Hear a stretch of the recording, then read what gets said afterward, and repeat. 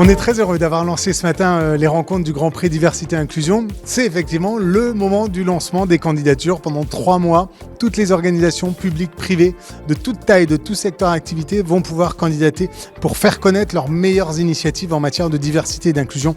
On était ici à l'UNESCO avec plus de 400 personnes, 300 entreprises représentées. Et je pense qu'on a réussi à leur donner l'envie de continuer, de poursuivre leurs actions, voire d'accélérer, parce que c'est important dans la période actuelle.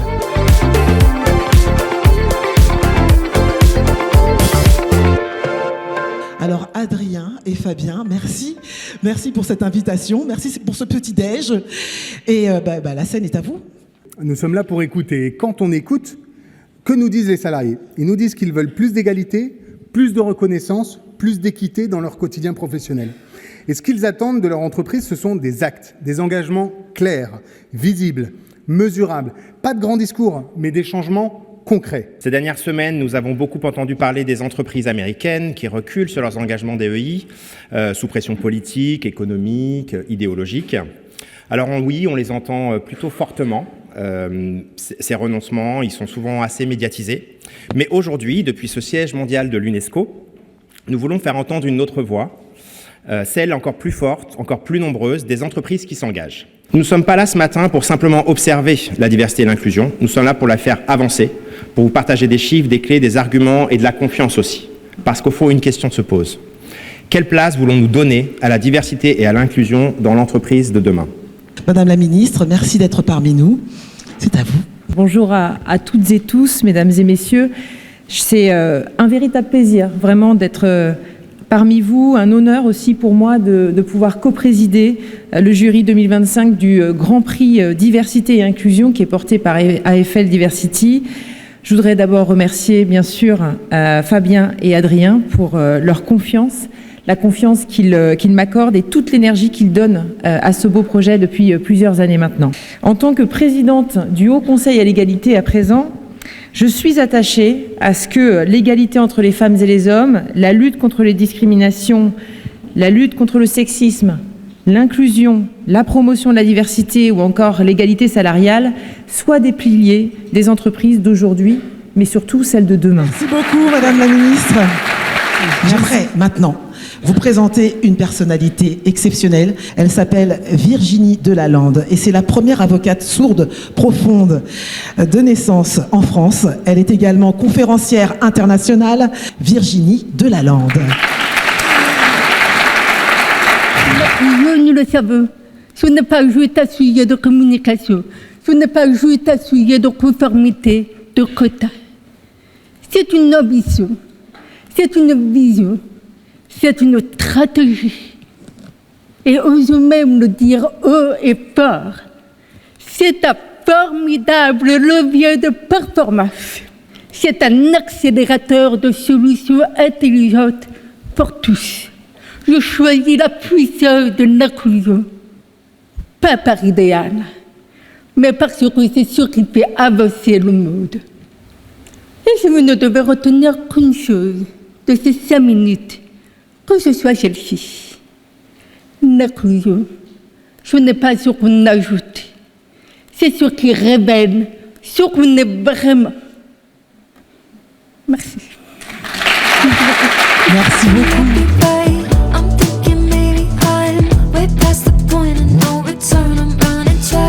Quelques chiffres clés qui viennent appuyer ce premier constat. Le premier qui est que plus de 3/4 des salariés français considèrent que leur entreprise s'engage sur les enjeux de diversité et d'inclusion, un score qui est en progression de 8 points par rapport à ce que vous présentez l'année dernière avec Manel, au travers de ce baromètre. Une proportion comparable, 76%, nous disent même que leur entreprise a progressé sur les questions de diversité et d'inclusion au cours de ces 3 dernières années. Précédemment, on a vu que les signaux en faveur de la D&I en entreprise étaient positifs. Les salariés sont de plus en plus convaincus par les politiques D&I et ces enjeux leur importent.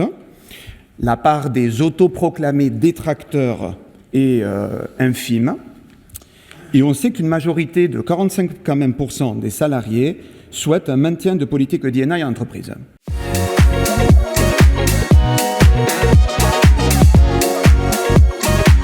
Comment on peut montrer que ces politiques sur la diversité et l'inclusion sont véritablement un atout en vérité pour l'entreprise? D'abord, je devais commencer par dire que les deux ne sont pas antinomiques. Il ne faut pas laisser croire que les personnes issues de diversité sont dénuées de compétences et qu'elles n'ont pas de mérite. J'ai la chance d'être dans un groupe, et on reviendra dessus, qui affiche et affirme clairement au plus haut niveau qu'on ne lâche rien, bien au contraire, qu'on continue, qu'on est dans la continuité de tout ce qu'on a fait depuis plus de 20 ans. Mais malgré tout, je crois qu'il y a des points qui sont essentiels pour nos collaborateurs, nos collaboratrices, et j'ai envie de dire que ce soit les collaborateurs, collaboratrices de L'Oréal ou d'un autre groupe, c'est la même chose. Ce qu'ils attendent, en fait, c'est d'abord de l'authenticité. Et donc, j'essaye de mettre dans tous les travaux qu'on mène au sein du groupe de l'authenticité. Je pense qu'il faut qu'on profite malheureusement de cette situation de remise en cause des droits fondamentaux outre-Atlantique pour résister, mais pas seulement résister, redoubler d'efforts pour les politiques de diversité et d'inclusion et montrer que l'Europe sera toujours à l'avant-garde sur ces sujets. Moi, je pense qu'il y a déjà un modèle français, qu'il est là. On ne le voit peut-être pas parce qu'on appelait ça pareil qu'aux États-Unis, mais en fait, il est là. Il faut qu'on garde le cap. C'est comme ça qu'on a appelé le dernier chapitre de notre livre, c'est comment est-ce qu'on garde le cap quand rien n'est acté. Donc vraiment, le message, s'il en fallait en retenir qu'un pour nous aujourd'hui, c'est vraiment ça, garder le cap, parce que ça fonctionne, parce qu'il y a toujours besoin de faire d'autres choses, d'accompagner sur les discriminations, sur l'explication du pourquoi il y a besoin de ces politiques, mais ça marche et les salariés en veulent plus. Anna? Et des acteurs comme AFL Diversité sont importants parce qu'ils viennent aussi nous challenger dans nos pratiques. C'est l'Europe qui a inventé la démocratie. C'est l'Europe qui a inventé le capitalisme. C'est l'Europe qui a inventé l'État-providence. L'Europe n'a aucun complexe d'infériorité à nourrir vis-à-vis du cousin américain. Et donc, dans ce combat, dans les modèles entre les modèles entre eux, vous avez, vous, précisément, un rôle tout à fait majeur, tout à fait décisif à jouer. Jouez-le.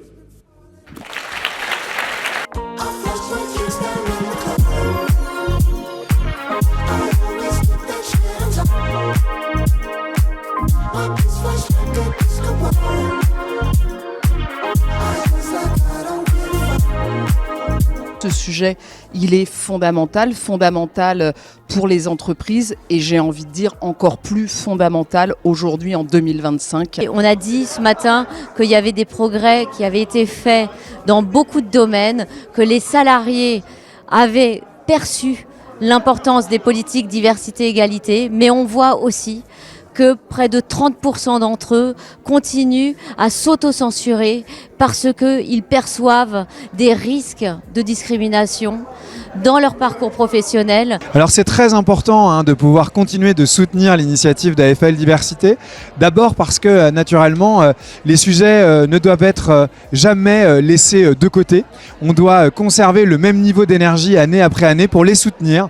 La diversité, c'est un sujet qui doit être animé au quotidien avec les équipes, dans tous les endroits où on peut agir. L'utilité de ce prix, d'abord, il a aussi peut-être, alors je dirais plusieurs vocations. D'une, de faire naître des initiatives au sein de fondations, au sein d'organisations, au sein d'entreprises, quelle que soit la taille de l'entreprise, des initiatives qui portent justement ces sujets. Donc ça veut dire aussi rassembler des collaboratrices et des collaborateurs autour d'objectifs communs.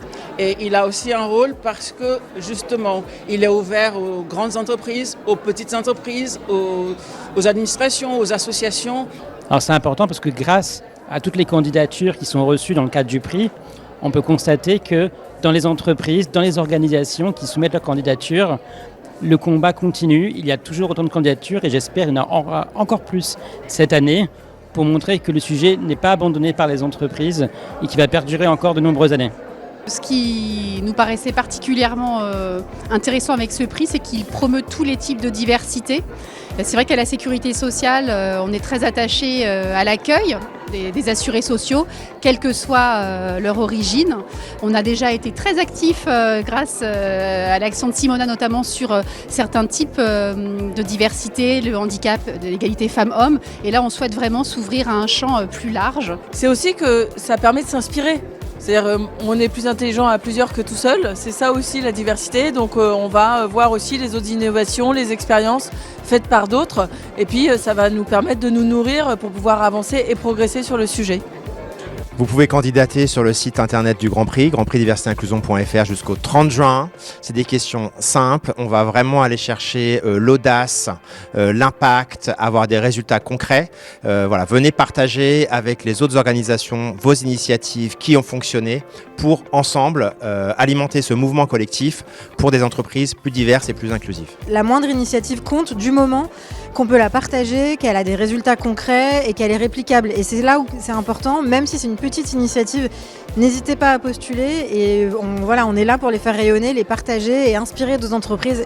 Et c'est un peu cet essaimage qui va nous permettre tous ensemble, collectivement, d'aller plus loin.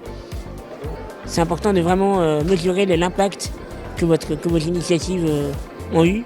Ne vous censurez pas, je pense qu'aujourd'hui, aucune initiative est mauvaise. Toute initiative est bonne à prendre, quel que soit le rayon d'action qu'elle a. Mais voilà, surtout, soyez forts dans la mesure d'impact et pensez inclusif. Alors on compte sur vous pour nous rejoindre, candidater, faites connaître vos meilleures initiatives. C'est maintenant.